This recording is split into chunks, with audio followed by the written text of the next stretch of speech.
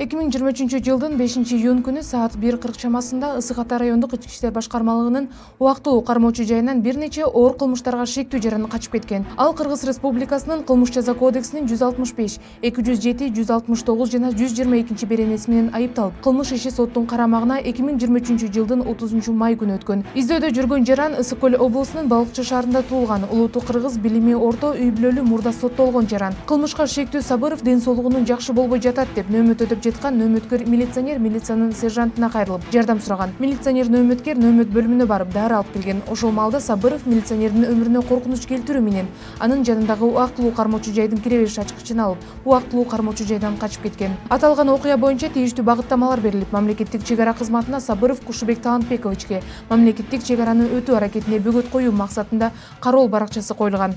Андан тышкары Чүй областынын аймагында шектүүнү кармоо боюнча бир канча пландар киргизилип, ыкчам издөө иш-чаралары жүргүзүлүүдө. Аталган факт боюнча Ысык Ата райондук ички иштер башкармалыгынын тергөө кызматы тарабынан Кыргыз Республикасынын Кылмыш жаза кодексинин 368 беренесинин эркиндигинен ажыратуучу жайлардан же кайтаруудан качуунун негизинде кылмыш иши козголуп, тергөө амалдары жүргүзүлүүдө. Билгендер жана көргөндөр болсо жакын арадагы милиция бөлүмүнө же 102 номерине билдирип коюңуздарды өтүнөбүз.